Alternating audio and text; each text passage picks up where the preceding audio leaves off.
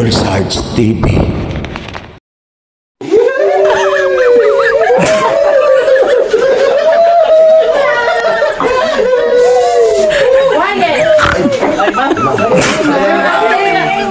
Sit down. You're acting like you're stressed. Oh my God. So disgusting. Shut up. Quiet. Just sit down properly. Oh my God. Yung topic natin kahapon is about kalinisan sa ating kapaligiran. Ba't ganyan yung ginagawa nyo? Kasi ma'am, naglaro kami. Oh my God. Correct. Oh, ito. Ulitin ko. Dapat parating malinis ang ating kapaligiran. Bakit? Kasi ito yung ikabubuti ng ating Bayan! Yay!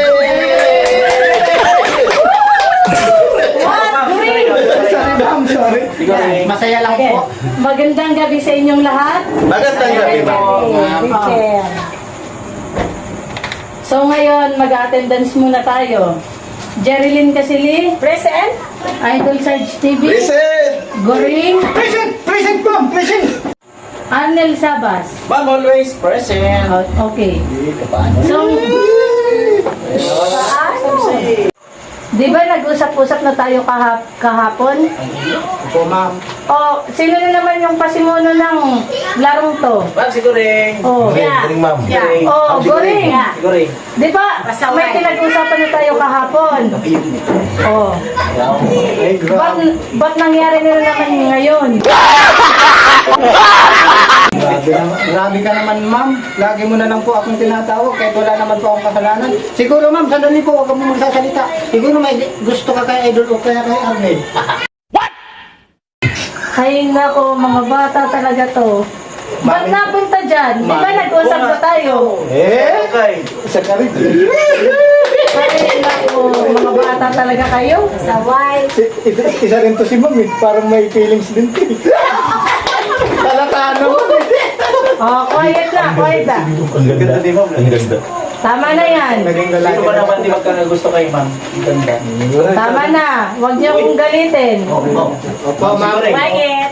Yes, ma'am. Oh, last warning mo na to, Goring, ha? May isa pa at pupunta na tayo sa principal's office. Lagot, naintindihan mo ba? Kasi wala kayong pangbibig. Puro ako eh. Oh, Ako lagi kinakalaban niyo eh. lagi niyong tatandaan na Ma'am, oh. Sasalita pa, ma'am, oh. Anong murap pa ma'am? Ma'am, siguro may mga ginagapihan ka dito sa mga estudyante mo. ikaw yung tinuturo nila eh. Eh ako, ma'am, wala. Iwan ko. Hindi, siya kasi lang ibang book sa amin. No. Baka mas gusto sila sa'yo. Ganda. Siguro, alam ko naman, wala siyang gusto sa'yo. Sa akin na yung gusto. Kahit ako lang yung tingnan. Okay. Oh, tama na yan. Oh, May turon pala si ma'am eh. tama na yan. Simulan na natin ang ating talakayin. Topic for today is all about animals that can live in land and water. Naintindihan ba? Yes, ma'am. Ewan ko, ma'am. Oh, bakit Goring? Ma'am, natindan ko! Oh, good. Oh, Jerilyn, magbigay ng halimbawa ng mga hayop na nabubuhay sa tubig at pwede din mabuhay sa lupa. Aso. Bakit aso? Ay, yun ang gusto ko.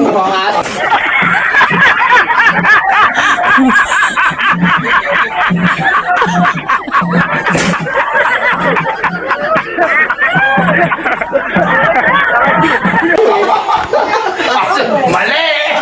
Gusto ko aso. Tama yun ma'am, tama. Kasi nga aso eh. Sino pa ang may ibang sagot? Idol Sarge TV. Wala. Sige, kaya mo yan. Kaya mo yan. Siya. Ay, ano ba? Pinatawag kayo dun eh. Ako, Arnel Sabas.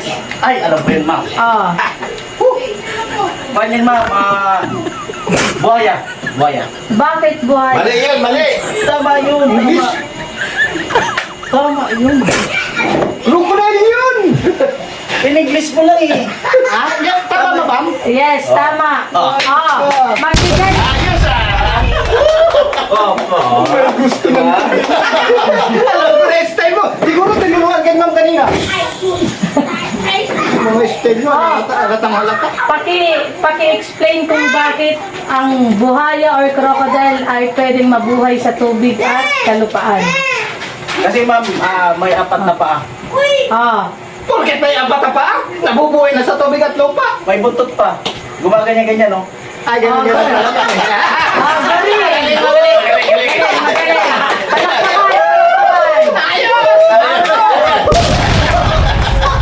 Oh, galing! Di ba ma'am? Ayos? Very good, very good.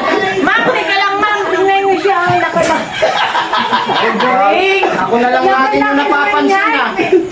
Hindi ka palit ka. Laki-laki. Eh, katamtaman pa ito. Katamtaman lang ito. Buti nga, ginaganon-ganon ko pa lang. Oh, tama na. Goring, magbigay ka pa ng isang rason kung bakit yung crocodile ay nabubuhay sa tubig at sa kalupaan. Ma'am naman.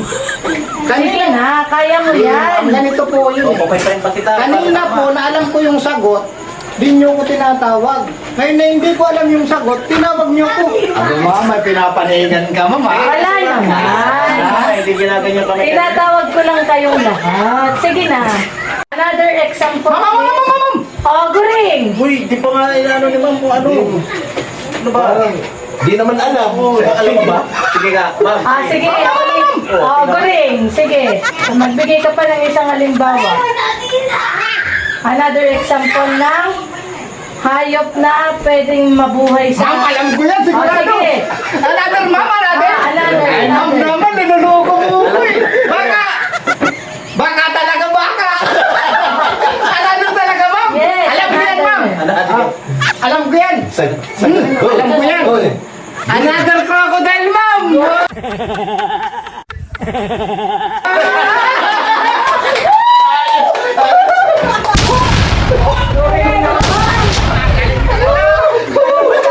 Kayo talaga, mahilig kayong magkatuwaan. Ma'am! Pero, tama yan. Dapat may cooperation kayo sa akin. Ma'am, wala. Oh, isa pa. Isa pa. Another example pa. Ma'am! Ano ma'am? Oh. Another example din! Ay!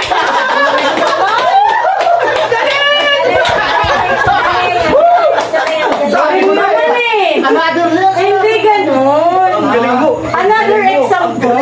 Oh, example. Another example pa, Goring. Another example ma'am! Hindi.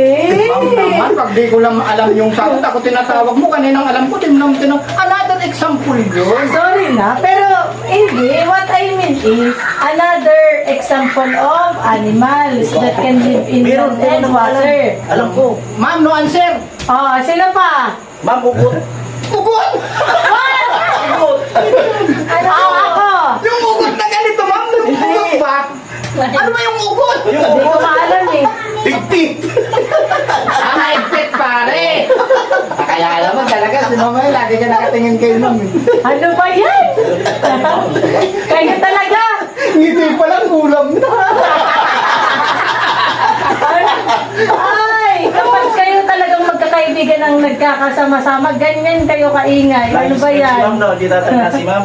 Ma'am, yung pag-aupo ni Goring, Ma'am, oh. ma'am, ano ba naman? Pag-aupo ni Goring, oh. Kita-kita na yung Sit bikini. properly, please. Ma'am, kanina pa po, break time no? Hindi pa. You're so cute naman eh. Pakialis naman ng upo niyan. Yung ito, ma'am, dito ayos. Ayos pa. Naman kasi yan. Magbigay pa ng another example at magbe-break time na kayo. Another example na lang. Last na. Kayo naman, wala na akong may Idol Search TV.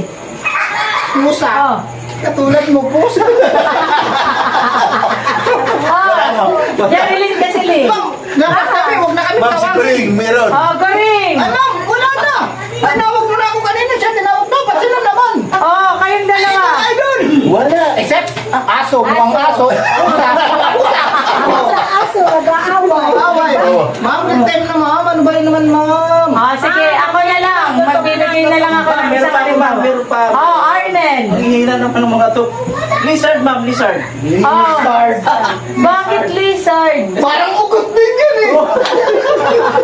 Kasi ma'am, lumalang hindi sa ibabaw ng tubig. Hindi naman tumitira. Ah, patay na. Oo, Patay daw. Oo, patay tama siya. Patay na. Mamaya, sigurado ka kalis mo, ma'am. Sigurado ka sa amin. Para matapos na tong, para mabigyan ko na kayo ng break time, ako na lang magbibigay ng isa pang halimbawa. Sige, ma'am. Sige, ma'am. Magpapakain naman ako. Classmate.